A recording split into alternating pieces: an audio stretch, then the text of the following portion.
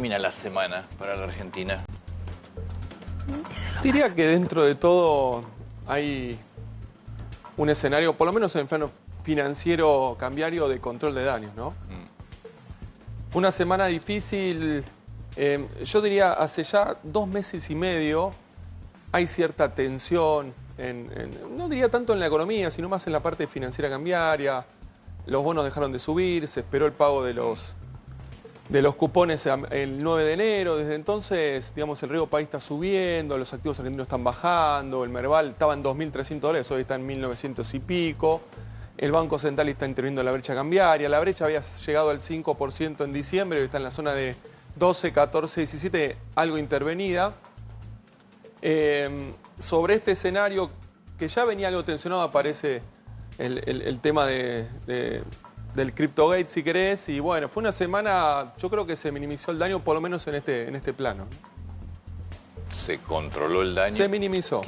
¿Y qué pensás del impacto? Es decir, ¿vos crees que ya quedó reducido y ahí va a mantenerse? O... No lo puedo decir. No sé qué te dicen cuando hablas con clientes externos, no sé qué se dice afuera. A ver, separemos posibles alcances. Digamos, en el plano económico, impacto inmediato nulo. Digamos, la toma de decisiones no se frena, no se paraliza. Sí empiezan a aparecer, obviamente, interrogantes. Sí. En el plano financiero, si querés, sí hay un poco más de tensión, más inestabilidad, más volatilidad, más turbulencia. Argentina en estos días se desacopló un poco de lo que pasó en la región. Entonces, ahí sí tenés un impacto que el gobierno trata desde el Banco Central y algunos organismos oficiales de minimizarlo. Y en ese sentido te diría que lo han logrado. Después tiene un impacto político que viene, por un lado, por la parte, si querés, más mediática, niveles de aprobación, niveles de confianza, y ahí probablemente hay un daño en la reputación. Y después está todo el canal más judicial, jurídico, con un desenlace incierto, y ahí sí hay incógnitas. Entonces la pregunta es, en el marco de eventuales investigaciones que ya están corriendo en Argentina y afuera, ¿hasta dónde puede llegar eso? Y ahí sí aparecen interrogantes que eventualmente le pueden pegar después a la economía, pero ese desenlace es todavía muy incierto, es muy inminente y muy incierto. ¿Tuvo que intervenir mucho esta semana el Banco Central? Sí, se estima que sí. Números oficiales no hay. En diciembre había intervenido más o menos 300 y pico millones de dólares para intervenir la brecha cambiaria. En enero no hay datos oficiales, pero yo estimo que estuvo en la zona de 800 prácticamente. Y en lo que va de febrero yo creo que va más de 1.000. Entonces claramente hay mucha presión ahí en el frente cambiario. Esta semana se conoció un dato importante, que fue la balanza comercial, que aumentaron las importaciones un 25%. ¿Qué estás viendo en las reservas, en la acumulación de dólares? Bueno, el programa económico, esto está bueno el punto porque hay mucha discusión en torno al esquema cambiario y demás. Digamos, es importante ponerlo sobre la mesa. Yo digo, es como una mesa tiene 4 patas. La primera es la fiscal, digamos, y esa pata está muy firme. Esto es fundamental, porque hoy estamos discutiendo inflación de 2% por mes. Un año atrás, enero del año pasado fue 20, diciembre del 21 fue 25, y bueno, y esto principalmente está explicado por el gran trabajo que están haciendo en materia fiscal. Después, la segunda pata tiene que ver con, si querés, la normalización financiera, y el mejor reflejo de eso es el riesgo país. Asumen en 2.000, baja 1.100. Tienen un traspié en mayo, junio del año pasado, cuando no salía la ley base, se fue a 1.600, termina el año en 600, hoy está en 700 y ahí está la... Pero bueno, de 2.000 a 700 hay un enorme avance, hay que llegar a 300, 400. Y la tercer pata es la monetaria cambiaria, y ahí es donde el esquema cambiario empieza a mostrar, yo digo, desde hace ya varios meses, no ahora, síntomas de asfixia. ¿Dónde se ven los síntomas de asfixia? No solo en la intervención de la brecha, sino lo que está pasando con la posibilidad de que esta economía genere dólares. Por eso fíjense en las reservas internacionales. Esta pata es la encargada de arreglar el Banco Central, el balance del Banco Central que estaba quebrado. ¿Por qué estaba quebrado? Porque, bueno, no había dólares en el activo, las reservas netas eran menos 11.500 y había muchos pesos en el pasivo emitiendo más pesos.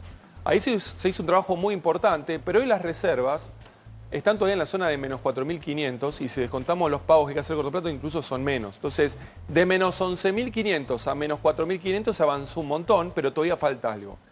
En ese falta algo, ese es el stock, empieza a aparecer el flujo. Yo digo, para simplificar, la economía a la hora de generar dólares tiene como 2 grandes autopistas. Es como decir, agarramos Acceso Oeste y Panamericana. Sí.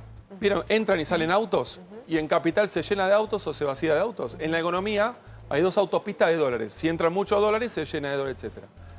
La cuenta corriente, llamémosle acceso que es la capacidad de generación genuina de dólares. Ahí están las exportaciones, ahí está el boom de vaca muerta, ahí está la cuenta de servicio, etcétera, pero ahí entran y salen dólares.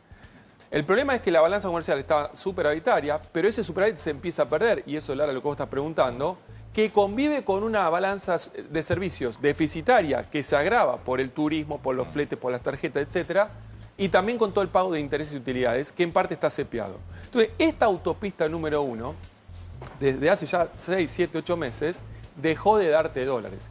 Y si en esta dinámica vemos que la balanza comercial cada vez te deja menos, y hacia adelante los argentinos se ven más afuera, y los pagos con tarjetas van creciendo, y Argentina tiene que pagar más intereses, esta autopista ya te deja de generar dólares. Cuando esta autopista dejó de generar dólares, el Banco Central, a mitad del año pasado, dejó de acumular reservas. Ahí se terminó la recomposición de reservas. Entonces el programa empieza a vivir de la segunda autopista, de la cuenta financiera. En esa cuenta financiera, el primer gran carril que funcionó fue el blanqueo. Los argentinos, en septiembre, octubre, noviembre, el Fondo Monetario le prestó a la Argentina 47 mil millones de dólares. Los argentinos fueron en 2 meses a los colchones, sacaron 20 mil millones de dólares, y hoy el programa está viviendo de eso. Una parte va al Banco Central, una parte queda en los bancos, otra parte se presta a las compañías, las compañías lo prestan, lo venden en el mercado de cambios y lo acumula el Banco Central. Y ahí es donde, bueno, si lo del blanqueo se empieza a votar, la negociación con el fondo empieza a ser fundamental. Pero, entonces, para resumir, claramente no es una buena señal que las exportaciones ya no tengan ese dinamismo y las importaciones empiecen a crecer al ritmo de la recuperación, un tipo de cambio que quedó en una zona baja. Decía Milei hace 2 semanas aquí, hablando también de este tema, que entre la baja temporaria de las retenciones, ellos creo que estimaban entre 4 o 5 mil millones de dólares. Pero después siguen insistiendo con lo que es el tema energético, vaca muerta, litio, etcétera, o minería. Vos lo que estás planteando, no estás viendo ingreso de exportaciones en aumento por esos sectores. Yo sí lo estoy viendo, pero vamos a matizarlo y ponerlo en perspectiva. La reducción de retenciones lo que puede generar es un anticipo en la liquidación de los dólares. No inventa dólares nuevos. Esto ya lo vimos con los dólares soja de masa, lo hemos discutido incluso acá. Digamos, la cosecha es X cantidad de toneladas por precio. Después si hay una retención y si cuando lo liquido es otro partido, pero la cuenta anual no va a cambiar. Primer punto. Segundo punto, la balanza energética el año pasado fueron 5.600 millones de superávit. Veníamos de casi equilibrio, de un rojo fenomenal en 2022, casi máximos históricos. Este año va a ser máximos históricos, va a superar los 7.000 y el año que viene va a superar los 10.000. Ese crecimiento que te permite este desarrollo de la producción de petróleo y gas y que te empieza a generar cada vez más dólares, es insuficiente para compensar lo que la recuperación económica te demanda en un contexto de tipo de cambio bajo, donde la elasticidad de importaciones o los argentinos yéndose afuera te van a demandar. Entonces, ese boom está y está compensado, pero tenemos un problema. En la economía también va a necesitar más dólares. Y lo que va a necesitar es más que lo que te puede generar ese boom. Claro, para crecer un 4 o 5% necesitas muchas importaciones. Y pero si estamos hablando que de 5.600 pasamos a 7.000 y pico, vamos a suponer que sumamos 2.500 más de petróleo y gas este año. Pero tampoco sirve lo del Fondo Monetario en ese contexto. Porque también es temporario con ese criterio. Efectivamente. Pero acá hay que pensarlo de la siguiente manera.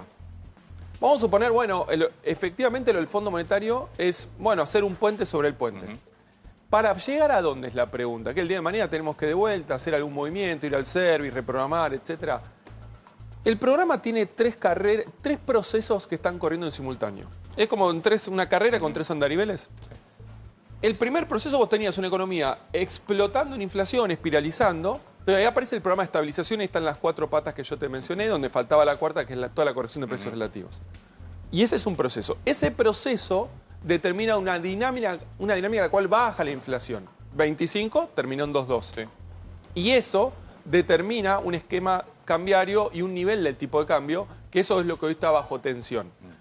¿Por qué? Porque eso fue una determinada velocidad y el programa tal vez soltó más inflación de lo que el crawling del 2 podía aguantar. Esto combinado con un mundo que se complicó, el real pasó de 5 a 6 en un año. Bueno, entonces ese es un proceso. El segundo proceso es toda la batería de reformas estructurales. pro crecimiento, pro competitividad y pro inversión. ¿Por qué esto es importante? Porque esta Argentina no crece hace 12 años. Entonces yo tengo que destrabar los motores de crecimiento económico y sacar el costo argentino de los precios. Ahora, este segundo proceso viene lento, es un proceso lento, que puede durar 3, 4, 5 años. ¿El acomodar los precios? No, el de Bajar atravesar las reformas estructurales para tener una Argentina Sí. competitiva. Impuestos. Hoy la Argentina tiene más o menos impuestos. Bueno, bajamos impuestos país, bien. Pero las provincias están subiendo tasa pero igual la presión ingresos brutos, tributaria tasa es enorme, los municipios. reforma laboral. La reforma previsional, laboral, el costo logístico argentino, el costo final. Entonces, esta carrera es lenta y el tercer proceso es, vos tenías una economía y un país aislado del mundo, vos lo tenés que integrar y ahí está la apertura económica. Si la estabilización va rápido, la apertura económica va rápido, pero las reformas van lento, Sí, generan un una problema. tensión y incompatibilidad. Y ahí es donde dice, che, el costo argentino, yo no puedo competir, vos me abrís la economía con este tipo de cambio, yo tengo que bajar la persiana. Y ahí está la tensión. Pero si este proceso va rápido, todo esto agravado, insisto, por un mundo que no acompañó, porque hoy Argentina tiene un viento de frente. Digamos, el contexto externo no está ayudando a esta Argentina, hemos perdido muchos dólares por Sí. baja. Ahora, si este proceso pudiese ir mucho más rápido y este más lento, en el punto de llegada vos tenés un esquema cambiario que lo podés sostener en el tiempo. Entonces la pregunta es, bueno, voy a hacer un puente con el fondo para llegar a dónde. Bueno, si acelerás acá, después tal vez ya podés tener un esquema económico y lo podés Está sostener. bien. Ahora, ahí está la tensión, ¿por qué? Tenemos elecciones, el mundo no ayuda, digamos, la caja cambiaria está tensionada y tenemos todavía un banco central que si bien se avanzó un montón en términos de ir arreglándolo, todavía falta.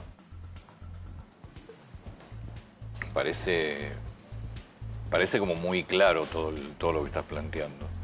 Lo que yo no sé es si el Fondo Monetario, lo temporal del Fondo Monetario te alcanza para que la reforma estructural de la economía te equilibre el tema Cuando dólares. nosotros a mitad del año pasado veíamos que la cuenta corriente, la autopista esta 1, ya se asfixiaba por el esquema cambiario y la recuperación económica, decíamos, el programa empieza a ser cepo dependiente y cuenta financiera dependiente. En esa cuenta financiera los planetas se tienen que ir a alinear para ir saltando de uno al otro. El gran primer planeta que se alineó fue el blanqueo, que superó todas las expectativas de cualquiera. Sobre eso vino el repo de los bancos. Ahora la negociación con el fondo. La negociación con el fondo es un puente y una llave en simultáneo para volver a tener acceso al mercado. Sí. ¿Por qué? Porque en esa cuenta financiera, la autopista 2, este año te vencen 20.000 millones de dólares. Ahora, para un país normal que tiene acceso a los mercados, uno dice, doña Rosa, acceso al mercado, ¿qué significa, Esteban? Que voy al banco, abro la puerta y me dan crédito. Sí, renovás Un préstamo todo. personal, una tarjeta, ok. Entonces, el acuerdo con el fondo, si cumple ese propósito, además de ser una llave, bueno, el riesgo país se va a 350 puntos, 400 puntos, y listo, Argentina ya no tiene el problema, porque Argentina está asfixiada por dos fenómenos, porque no tiene crédito y porque el Banco Central sigue en rojo. Entonces, ahora, si yo consigo un acuerdo con el fondo lo suficientemente robusto como para que me permita terminar de restablecer la confianza y reaccionar al mercado, bueno, el puente ya no es más puente, ya toqué tierra firme. Con lo cual el acuerdo con el fondo se convierte en la gran señal que requiere la economía y el mercado. En el corto plazo, sin lugar a dudas. ¿Lo imaginás el acuerdo en finales de marzo? No sé si finales de marzo, pero hablaba yo creo eso, que ¿no? entre marzo y abril debería estar. Caputo sí, hay que ver ahora. Sí. Desconozco el timing, yo creo que en el corto plazo debería estar, no debería ser un acuerdo difícil de cerrar. Sí es cierto que el fondo está viendo que esta pata 3, el régimen monetario cambiario, hay que seguir trabajándolo. Hay cosas que ameritan algún tipo de modificación, llámese Blend, restricciones cambiarias, tipo de cambio, el esquema, etc. El fondo está viendo esto mismo. Entonces, lo que me imagino es, claro, el fondo dice, pará, la cuenta corriente no te genera dólares, vamos por la cuenta financiera, yo voy a poner dólares en la cuenta financiera para que los argentinos se vayan de fiesta a tomar caipirinha a Brasil. El tema es que si Ahí- evaluás a la vez, eso no es Pero combustión no va- para la inflación. Bueno, efectivamente, pone en jaque el proceso de estabilización, digamos. En un año de elecciones... Pero no van desde a el- devaluar, olvídense. Ya, Bueno, aparte, pero es clarísimo. efectivamente, Sí. en un año de elecciones es inviable, pero el fondo puede decir, bueno, hagamos lo siguiente, hagamos un esquema de transición, Sí. lo que a mí no me pidas es 15.000 millones de dólares de libre disponibilidad para de vuelta las caipirinhas a los argentinos en Brasil. Igual.